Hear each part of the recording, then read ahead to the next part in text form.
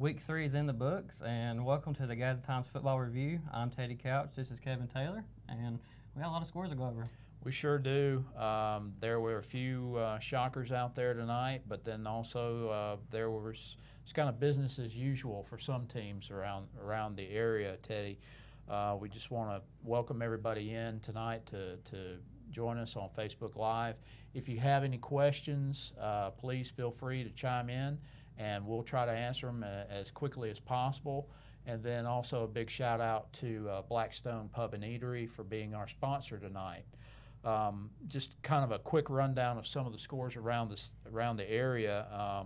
Westbrook knocked off West End 62-35.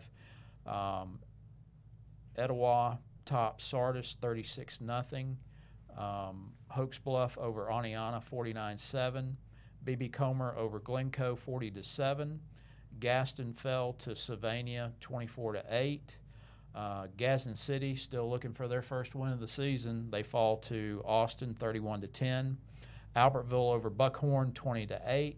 Boaz still undefeated 14-7. Big win over Alexandria 14-7. Cedar Bluff shuts out Sand Rock 26-0. And Jacksonville tops Cherokee County 56-21. That's just to name a few. Right.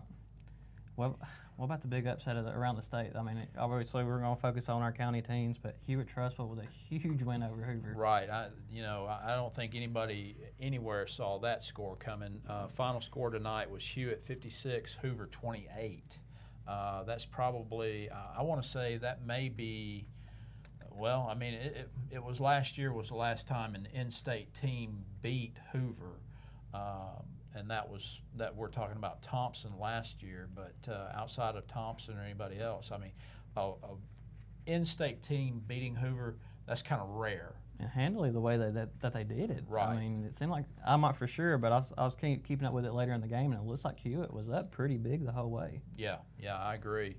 And so that was probably the shocker of the state. Yeah. Another upset, for some you would, especially those of us in this area, may not consider this an upset, but number 1 in 3A, Randolph County falls to Piedmont at home, and that score was 27-22.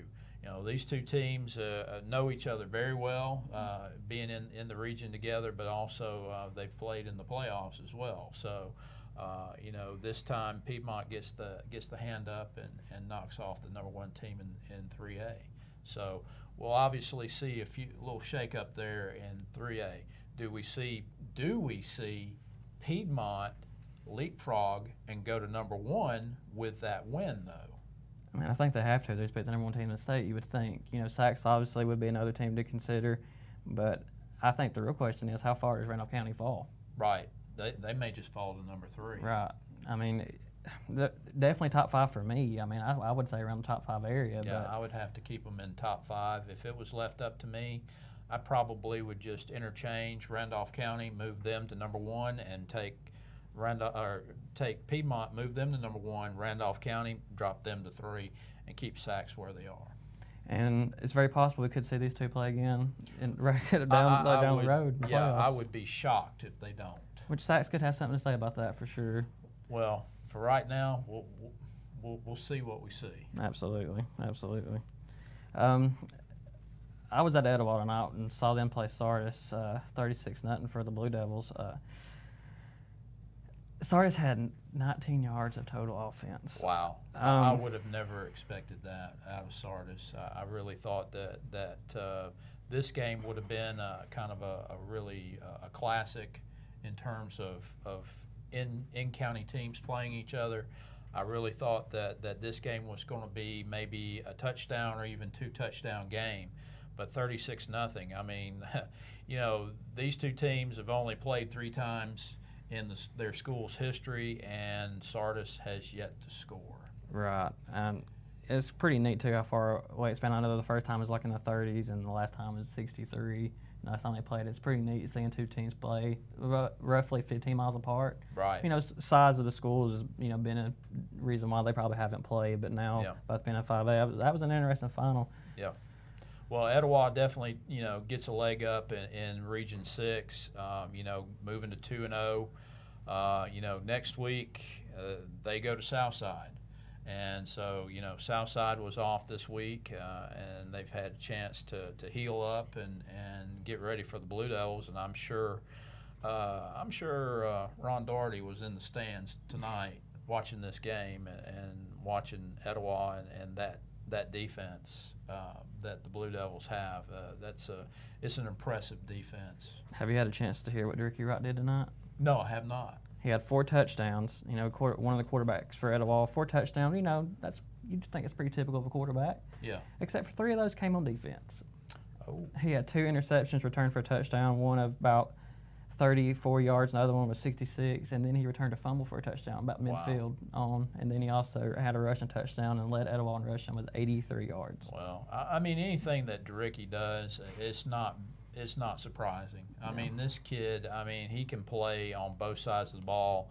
I mean, he's probably an all-star when it comes to being a quarterback, running back, receiver. I mean, there's not anything this guy can't do for Etowah, and he is a tremendous talent for the Blue Devils. It's gonna be a tough one for Sardis to bounce back from. I think they host Douglas next week. Yeah. And that's a game that Sardis should probably be able to get on. It's jumping ahead, but they definitely have to get it after losing to Southside and Etowah back-to-back weeks. Absolutely. They've got to kind of go back to the drawing board a little bit here.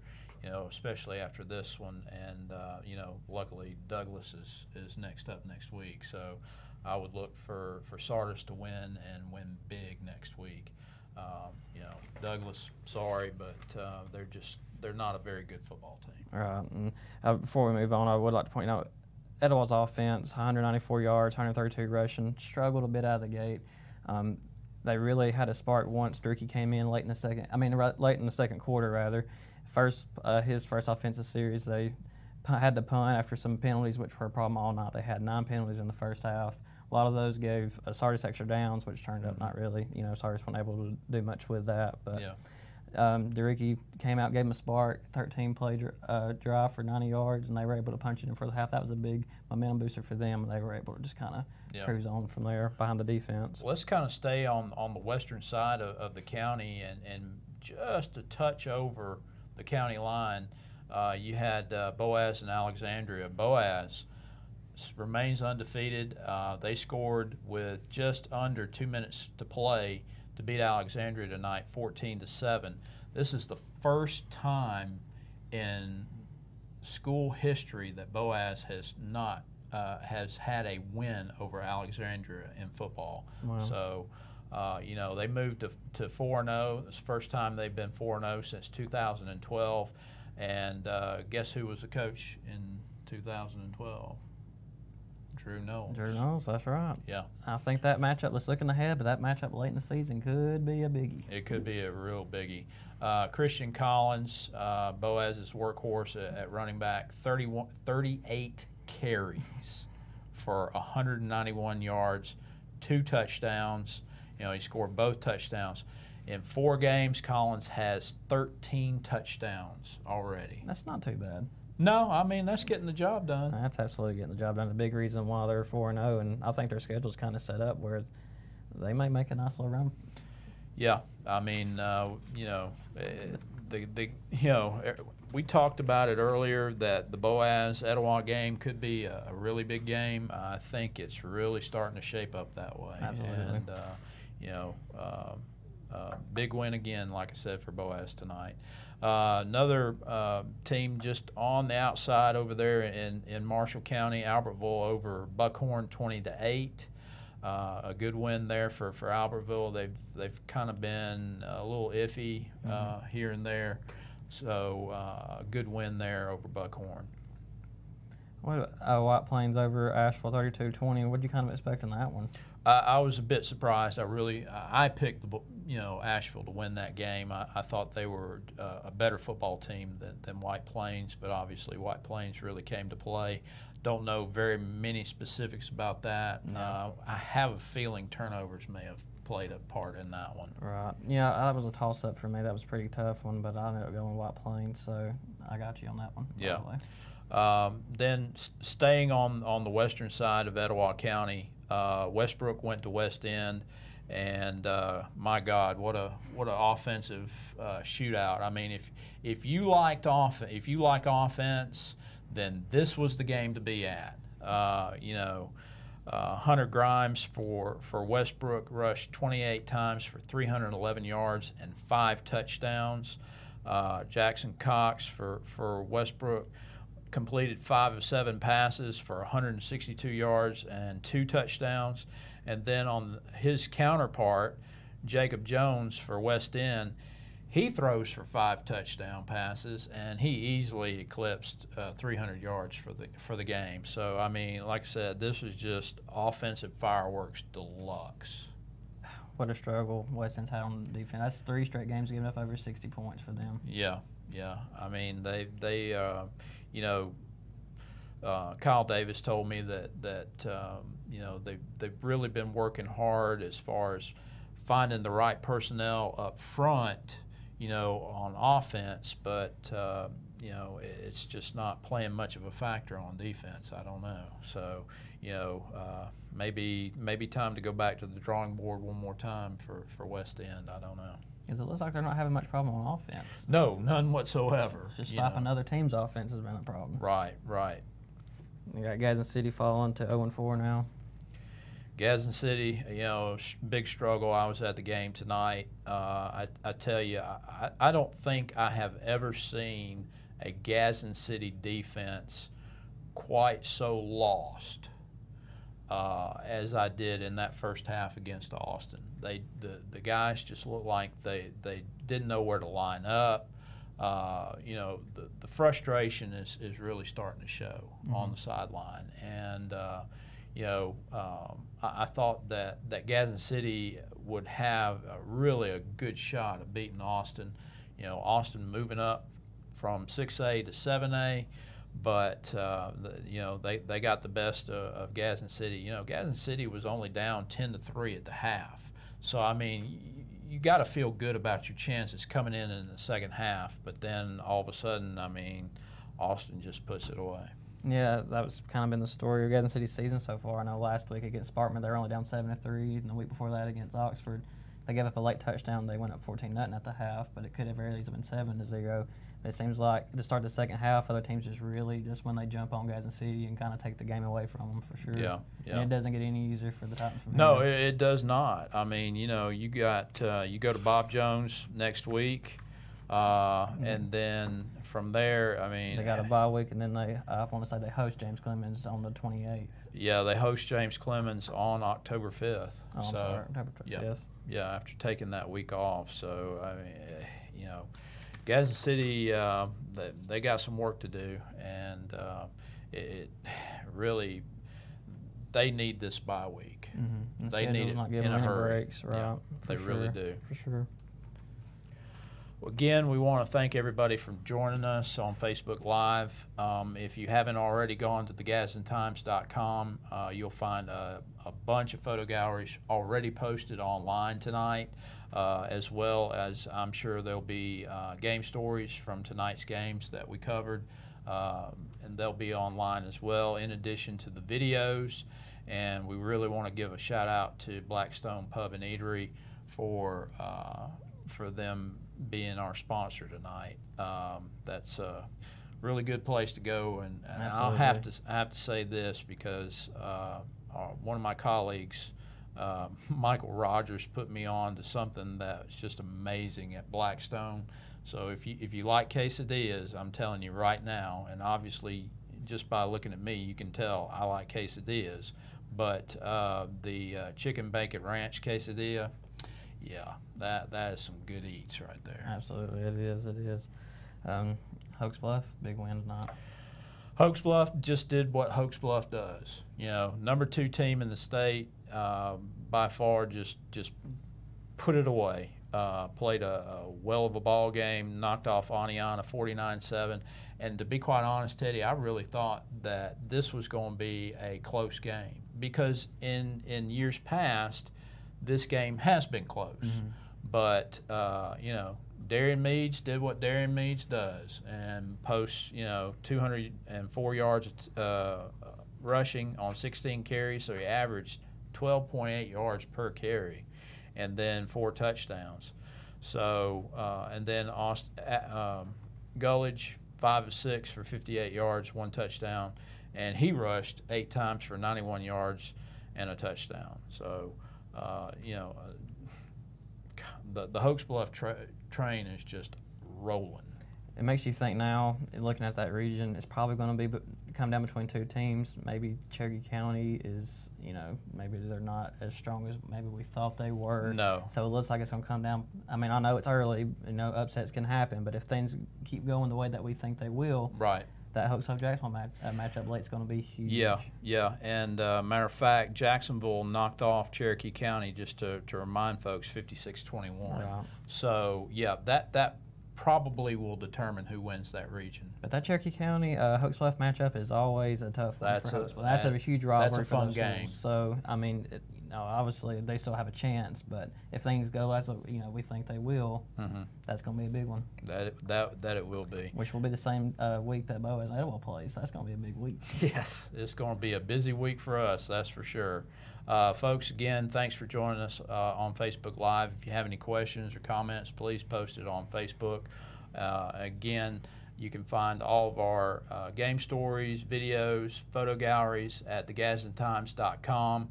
And then, of course, always join us Wednesday night on our YouTube channel, and you can catch the Gadsden Times kickoff show where we'll be looking ahead to next week. Like I said, some big games next week, some games where some of our teams, I hate to say it, are probably facing must-win if they have any chance of making the playoffs. Right. I mean, you got to think Gadsden City is definitely one of those teams for sure. Yeah. Sardis definitely needs to get back. Needs to get a win. Started out with a win, but their first 2 losses were to region opponents, so they need to get back in the win column for sure. Yeah. Yeah. Gadsden may be another one too. Right, you know, tonight they played Sylvania in a non-region game and fell 24-8. So you know, then Gadsden will host Woodland next week. So maybe Gadsden can get back on track. Yeah, absolutely. Was you shocked by that Gadsden score for you? I mean, did that one kind of shock you? Sylvania has been consistent, but you know, I keep hearing that Gadsden is getting better week to week. So I'm just waiting for that time where we're going to see Gadsden come out on top, and I think it's going to be sooner than later. I kind of feel like they're going to have a week where they may end up exploding on offense, because I know they got 2 good running backs, Lane Talbot and Cameron Hawkins, and you know those kids are too good, you know, for them to not have a breakout game. Yeah, and absolutely. It may come as soon as next week when they really need it. Yeah, yeah. You know, week 3's in the books, folks, and we go into week 4. There's going to be some shakeups in the top 10 in the state. Obviously, you know, if you haven't been on Facebook or anything like that, you probably you've missed a good bit. You know, Hewitt, a big win over Hoover, 56-28, and then of course, like we said, the number 1 team in 3A, Piedmont, or Randolph County knocks off Piedmont. So big win there, and I'm sure we're going to see a lot of things shake up in the top 10. I had Elizabeth ask us next week, what's your game of the week? Wow. You know, I think it's pretty easy to see. You look at Etowah going to Southside. Yeah, you know, there again, that's 2 in-county teams playing each other, and with not only just county bragging rights on the line, but also there again, you know, Southside needs a win to kind of put itself in a playoff contention, and then Etowah, you know, if they want to host a first-round playoff game, they've got to beat Southside. What a great time in that bye week was for the Panthers. Right, right. I mean, it really was. I'm sure that was a physical game, what I heard between them and Sardis last week. Yep. So give them time to rest up, maybe heal up if they needed to before facing probably the most physical team they'll face this year in Etowah. Another game, just looking at next week, that I really like, I kind of like the Westbrook-Ohatchee That's game. one I was going to bring up too. Yeah, I think that could be a really interesting ball game. You know, just at first blush, you know, Westbrook is really running the ball well, obviously, after tonight.